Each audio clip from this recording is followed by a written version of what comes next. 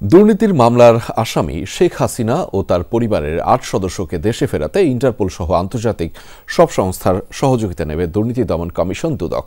সংস্থাটির চেয়ারম্যান আব্দুল মোমেন বলেছেন, এক্ষেত্রে যথাযথ ব্যবস্থা নেওয়া হবে। তিনি দাবি করেন, দুর্নীতির অভিযোগ মিথ্যা প্রমাণ করতে না পারার কারণেই টিউলিপ সিদ্দিকীকে ব্রিটিশ পার্লামেন্ট থেকে পদত্যাগ করতে হয়েছে। তাকে দেশে এসে মামলা মোকাবেলার আহ্বান জানিয়েছেন দুদক প্রধান।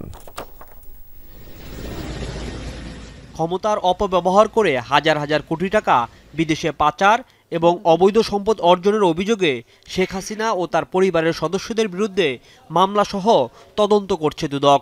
এক্ষেত্রে তাদের দেশে ফিরিয়ে আনতেও তৎপর প্রতিষ্ঠানটি। একজন দুর্নীতিগ্রস্ত ব্যক্তি যিনি পলায়ন করে অন্যত্র চলে গিয়েছেন, তার জন্য আমার যে প্রক্রিয়া, সাবেক প্রধানমন্ত্রী পলাতক শেখ হাসিনার জন্য আমার প্রক্রিয়া একই প্রক্রিয়া। গণমাধ্যম কর্মীদের সাথে ঈদ পরবর্তী শুভেচ্ছা বিনিময়ের সময় এ নিয়ে কথা বলেন দুদক চেয়ারম্যান। প্রশ্নের জবাবে জানান, শেখ হাসিনা সহ তার পরিবারের সদস্যদের ফেরাতে ব্যবস্থা নেবে দুদক। বিভিন্ন রাজনৈতিক ব্যক্তি, ব্যবসায়ী এবং আমলাদের বিদেশে পাচার করা অর্থ ফেরানোর কাজও চলছে। আমাদের আসামি অ্যাবসকন্ডিং হয়ে থাকে, তাহলে সেক্ষেত্রে সে আসামি আনার জন্য আরও প্রক্রিয়া আছে, ইন্টারপোল আছে এবং অন্যান্য যত সব প্রক্রিয়া আছে আমরা সবগুলি অনুসরণ করব। আন্তর্জাতিক প্রসিকিউটিং এজেন্সিগুলির সাথে আমাদের যোগাযোগ আছে, আমরা সেভাবে আগাবো। দুদক চেয়ারম্যান বলেন, সাবেক ব্রিটিশ মন্ত্রী টিউলিপ সিদ্দিককে তার দুর্নীতির বিষয়ে আইনজীবীর মাধ্যমে জানানো হয়েছে।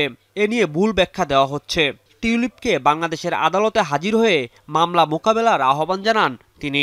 দুর্নীতির অভিযোগ উড়িয়ে দিতে পারেননি বলেই ব্রিটেনের দুর্নীতি নিবারণের দায়িত্বপ্রাপ্ত মন্ত্রী মিস টিউলিপ সিদ্দিক সে দেশের প্রধানমন্ত্রীর প্রবল সমর্থন সত্ত্বেও পদত্যাগ করতে বাধ্য হয়েছেন। দুর্নীতি দমন কমিশন তার আইনজীবীকে এবং আইনজীবীর মাধ্যমে মিস টিউলিপ সিদ্দিকীকে ইতিপূর্বেই জানিয়ে দিয়েছে, সম্পূর্ণভাবে দালিলিক প্রমাণের উপর ভিত্তি করেই আদালতে দুর্নীতির চার্জশিট দাখিল করা হয়েছে। শেখ হাসিনার মেয়ে সাইমা অজয় পুতুলের প্রতিষ্ঠান সূচনা ফাউন্ডেশনের CSR এর নামে অবৈধভাবে 33 কোটি টাকা নেওয়া হয়েছিল। এই অর্থ কিভাবে খরচ হয়েছে এর হদিস এখনো পাওয়া যায়নি বলে জানিয়েছেন দুদক চেয়ারম্যান।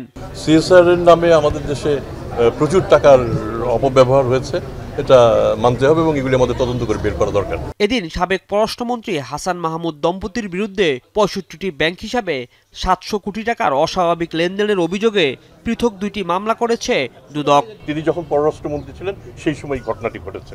সাকিব আল হাসানের বিরুদ্ধেও অনুসন্ধান চলমান, যে কোনো সময়ে হতে পারে মামলা। সাকিব আল হাসান দুদকের আসামিও হতে পারেন। রাজীব আহমেদ, যমুনা নিউজ, ঢাকা।